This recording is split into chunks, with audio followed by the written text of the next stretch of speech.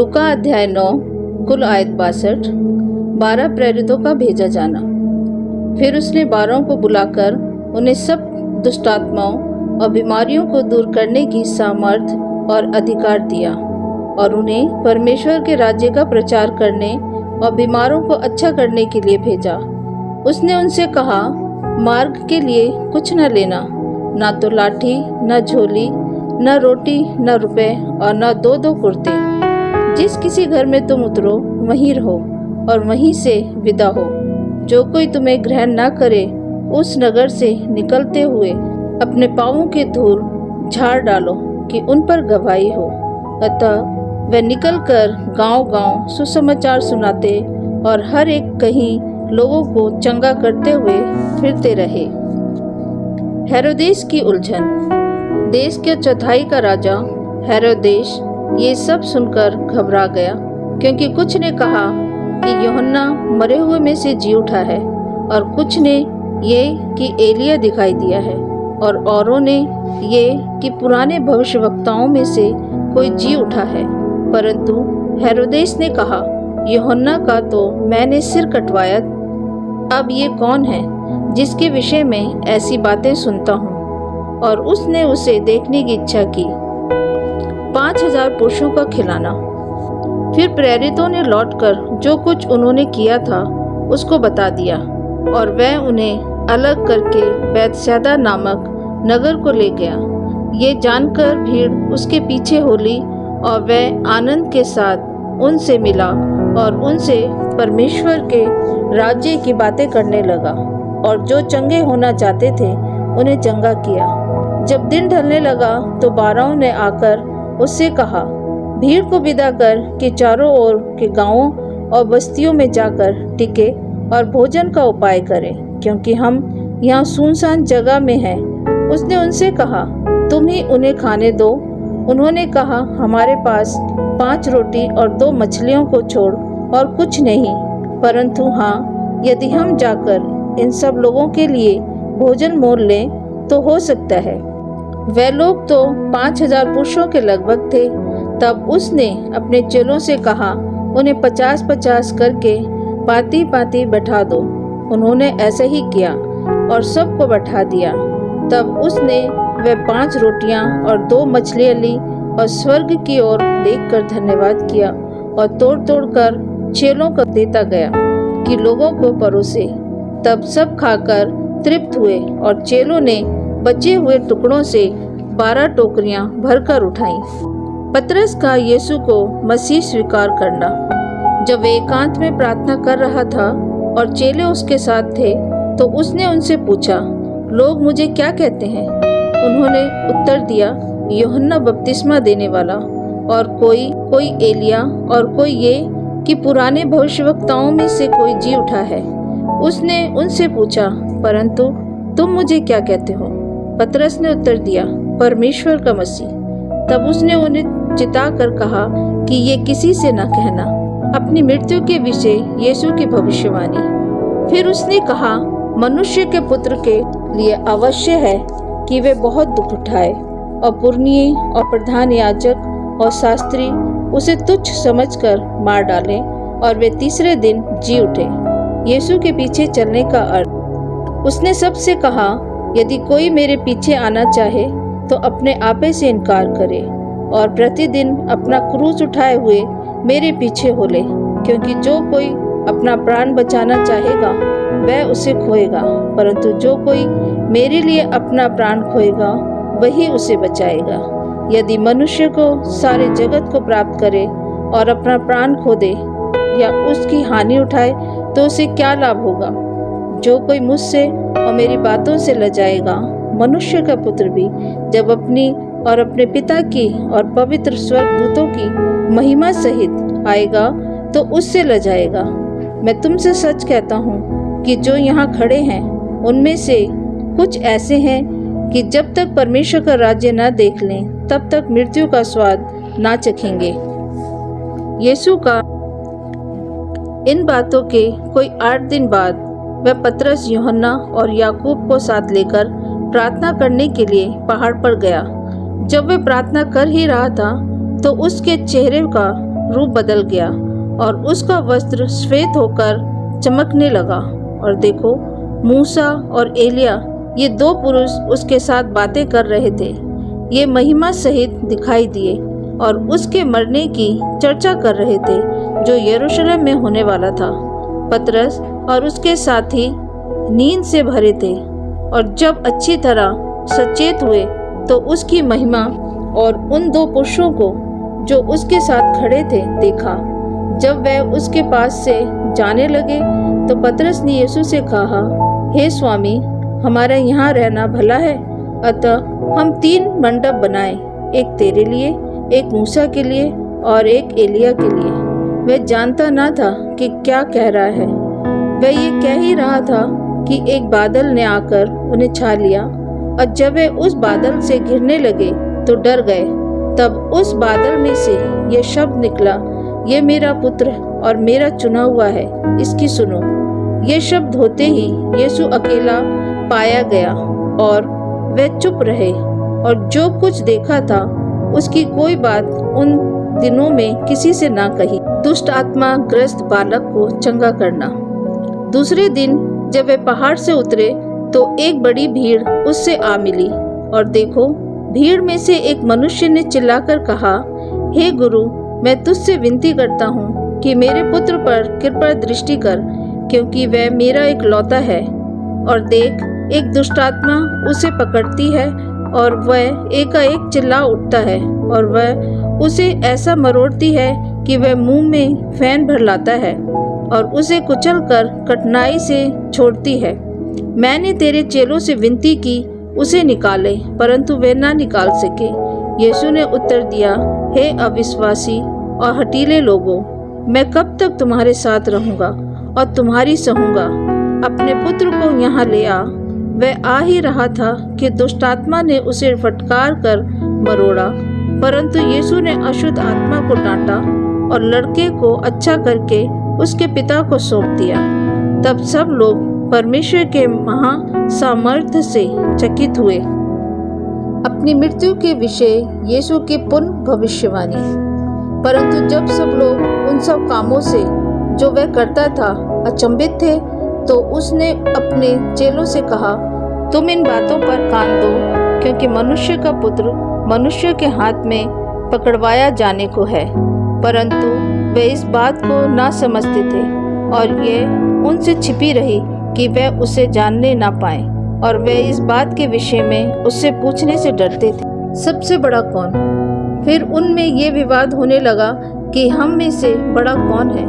पर यीशु ने उनके मन का विचार जान लिया और एक बालक को लेकर अपने पास खड़ा किया और उनसे कहा, जो कोई मेरे नाम से इस बालक को ग्रहण करता है वह मुझे ग्रहण करता है, और जो कोई मुझे ग्रहण करता है वह मेरे भेजने वाले को ग्रहण करता है। क्योंकि जो तुम में सबसे छोटे से छोटा है वही बड़ा है। जो विरोध में नहीं वह पक्ष में है। तब यूहन्ना ने कहा, हे स्वामी, हमने एक मनुष्य को तेरे नाम से दुष्टात्माओं को निकालते देखा और हमने उसे मना किया, क्योंकि वह हमारे साथ होकर तेरे पीछे नहीं हो लेता। यीशु ने उनसे कहा, उसे मना मत करो, क्योंकि जो तुम्हारे विरोध में नहीं वह तुम्हारी ओर है। सामरियों द्वारा यीशु का विरोध। जब उसके ऊपर उठाए जाने के दिन पूरे होने पर थे तो उसने यरूशलेम जाने का विचार दृढ़ किया। उसने अपने आगे दूत भेजे। वे सामरिया के एक गांव में गए कि उसके लिए जगह तैयार करें, परंतु उन लोगों ने उसे उतरने ना दिया, क्योंकि वह यरूशलेम जा रहा था। ये देखकर उसके चेले याकूब और यूहन्ना ने कहा, हे प्रभु, क्या तू चाहता है कि हम आज्ञा दें कि आकाश से आग गिरकर उन्हें भस्म कर दे? परंतु उसने फिर कर उन्हें डांटा और कहा, तुम नहीं जानते कि तुम कैसी आत्मा के हो, क्योंकि मनुष्य का पुत्र लोगों के प्राणों का नाश करने नहीं वरन बचाने के लिए आया है। और वे किसी दूसरे गांव में चले गए। यीशु का चेला बनने का मूल्य। जब वे मार्ग में जा रहे थे तो किसी ने उससे कहा, जहाँ जहाँ तू जाएगा मैं तेरे पीछे हो लूँगा। यीशु ने उससे कहा, लोमड़ियों के भट्ट और आकाश के पक्षियों के बसेरे होते हैं, पर मनुष्य के पुत्र को सिर धरने की भी जगह नहीं। उसने दूसरे से कहा, मेरे पीछे हो ले। उसने कहा, हे प्रभु, मुझे पहले जाने दे कि अपने पिता को गाड़ दूं। उसने उससे कहा, मरे हुओं को अपने मुर्दे गाड़ने दे, पर तू जाकर परमेश्वर के राज्य की कथा सुना। एक और ने भी कहा, हे प्रभु, मैं तेरे पीछे हो लूंगा, पर पहले मुझे जाने दे कि अपने घर के लोगों से विदा ले आऊं। यीशु ने उससे कहा, जो कोई अपना हाथ हल पर रखकर पीछे देखता है, वह परमेश्वर के राज्य के योग्य नहीं। आमीन। लूका अध्याय 10, कुल आयत 42। 70 चेलों का भेजा जाना। इन बातों के बाद प्रभु ने 70 और मनुष्य नियुक्त किए, और जिस जिस नगर और जगह को वो आप जाने पर था, वहाँ उन्हें 2-2 करके अपने आगे भेजा।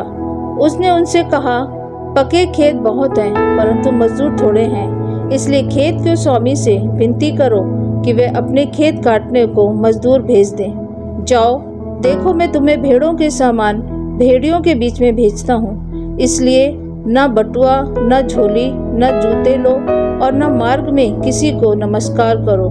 जिस किसी घर में जाओ, पहले कहो, इस घर पर कल्याण हो। यदि वहाँ कोई कल्याण के योग्य होगा तो तुम्हारा कल्याण उस पर ठहरेगा, नहीं तो तुम्हारे पास लौट आएगा। उसी घर में रहो और जो कुछ उनसे मिले वही खाओ पियो, क्योंकि मजदूर को अपनी मजदूरी मिलनी चाहिए। घर घर ना फिरना। जिस नगर में जाओ और वहाँ के लोग तुम्हें उतारें, तो जो कुछ तुम्हारे सामने रखा जाए वही खाओ। वहाँ के बीमारों को चंगा करो और उनसे कहो, परमेश्वर का राज्य तुम्हारे निकट आ पहुँचा है। परंतु जिस नगर में जाओ और वहाँ के लोग तुम्हें ग्रहण ना करें, तो उसके बाजारों में जाकर कहो, तुम्हारे नगर की धूल भी जो हमारे पाँव में लगी है, हम तुम्हारे सामने झाड़ देते हैं। तो भी ये जान लो कि परमेश्वर का राज्य तुम्हारे निकट आ पहुँचा है। मैं तुमसे सच कहता हूँ कि उस दिन उस नगर की दशा सदोम की दशा अधिक सहने योग्य होगी। अविश्वासी नगरों को धिक्कार। हाय खुराचीन, हाय बैतसैदा, जो सामर्थ्य के काम तुम में किए गए, यदि वे सूर और सैदा में किए जाते, तो टाट ओढ़कर और रात में बैठकर वे कब के मन फिराते। परंतु न्याय के दिन तुम्हारी दशा से सूर और सैदा की दशा अधिक सहने योग्य होगी। और हे कफरनहूम, क्या तू स्वर्ग तक ऊंचा किया जाएगा? तू तो अधोलोक तक नीचे जाएगा। जो तुम्हारी सुनता है वह मेरी सुनता है, और जो तुम्हें तुच्छ जानता है वह मुझे तुच्छ जानता है, और जो मुझे तुच्छ जानता है वह मेरे भेजने वाले को तुच्छ जानता है। 70 चेलों का लौटना। वह 70 आनंद करते हुए लौटे और कहने लगे, हे प्रभु, तेरे नाम से दुष्टात्मा भी हमारे बस में है। उसने उनसे कहा, मैं शैतान को बिजली के समान स्वर्ग से गिरा हुआ देख रहा था। देखो, मैंने तुम्हें सांपों और बिच्छुओं को रौंदने का और शत्रु की सारी सामर्थ्य पर अधिकार दिया है, और किसी वस्तु से तुम्हें कुछ हानि न होगी। तो भी इससे आनंदित मत हो कि आत्मा तुम्हारे वश में है, परंतु इससे आनंदित हो कि तुम्हारे नाम स्वर्ग पर लिखे हैं। यीशु का आनंदित होना। उसी घड़ी वे पवित्र आत्मा में होकर आनंद से भर गया और कहा, हे पिता, स्वर्ग और पृथ्वी के प्रभु, मैं तेरा धन्यवाद करता हूँ कि तूने इन बातों को ज्ञानियों और समझदारों से छिपा रखा और बालकों पर प्रकट किया। हाँ हे पिता, क्योंकि तुझे यही अच्छा लगा। मेरे पिता ने मुझे सब कुछ सौंप दिया है, और कोई नहीं जानता कि पुत्र कौन है, केवल पिता, और पिता कौन है ये भी कोई नहीं जानता, केवल पुत्र के, और वह जिस पर पुत्र उसे प्रकट करना चाहे। तब चेलों की ओर मुड़कर अकेले में कहा, धन्य है वे आँखें जो ये बातें जो तुम देखते हो देखती हैं, क्योंकि मैं तुमसे कहता हूँ कि बहुत से भविष्यवक्ताओं और राजाओं ने चाहा कि जो बातें तुम देखते हो देखें पर ना देखें, और जो बातें तुम सुनते हो सुने पर ना सुने। दयालु सामरी का दृष्टांत। और देखो, एक व्यवस्थापक उठा और ये कहकर उसकी परीक्षा करने लगा, हे गुरु, अनंत जीवन का वारिस होने के लिए मैं क्या करूं? उसने उससे कहा, व्यवस्था में क्या लिखा है, तू कैसे पढ़ता है? उसने उत्तर दिया, तू प्रभु अपने परमेश्वर से अपने सारे मन और अपने सारे प्राण और अपनी सारी शक्ति और अपनी सारी बुद्धि के साथ प्रेम रख और अपने पड़ोसी से अपने समान प्रेम रख। उसने उससे कहा, तूने ठीक उत्तर दिया, यही कर तो तू जीवित रहेगा। परंतु उसने अपने आप को धर्मी ठहराने की इच्छा से यीशु से पूछा, तो मेरा पड़ोसी कौन है? यीशु ने उत्तर दिया, एक मनुष्य यरूशलेम से यरीहो को जा रहा था कि डाकुओं ने घेर कर उसके कपड़े उतार लिए और मार पीट कर उसे अधमरा छोड़कर चले गए। और ऐसा हुआ कि उसी मार्ग से एक याजक जा रहा था, परंतु उसे देख के कतरा कर चला गया। इसी रीति से एक लेवी उस जगह पर आया, वह भी उसे देख के कतरा कर चला गया। परंतु एक सामरी यात्री वहां आ निकला और उसे देखकर तरस खाया। उसने उसके पास आकर उसके घावों पर तेल और दाखरस डालकर पट्टियां बांधी और अपनी सवारी पर चढ़कर सराय में ले गया। उसकी सेवा टहल की। दूसरे दिन उसने 2 दिनार निकालकर सराय के मालिक को दिए और कहा, इसकी सेवा टहल करना और जो कुछ तेरा और लगेगा वह मैं लौटने पर तुझे भर दूंगा। अब तेरी समझ में जो डाकुओं में घिर गया था, इन तीनों में से उसका पड़ोसी कौन ठहरा? उसने कहा, वही जिसने उस पर दया की। यीशु ने उससे कहा, जा तू भी ऐसा ही कर। मार्था और मरियम के घर यीशु। जब वे जा रहे थे तो वह एक गांव में गया और मार्था नामक एक स्त्री ने उसे अपने घर में उतारा। मरियम नामक उसकी एक बहन थी, वे प्रभु के चरणों में बैठकर उसका वचन सुनती थी। परंतु मार्था सेवा करते करते घबरा गई और उसके पास आकर कहने लगी, हे प्रभु, क्या तुझे कुछ भी चिंता नहीं कि मेरी बहन ने मुझे सेवा करने के लिए अकेले ही छोड़ दिया है? इसलिए उससे कह कि मेरी सहायता करे। प्रभु ने उसे उत्तर दिया, मार्था, हे मार्था, तू बहुत बातों के लिए चिंता करती और घबराती है, परंतु एक बात अवश्य है और उस उत्तम भाग को मरियम ने चुन लिया है जो उससे छीना ना जाएगा। आमीन।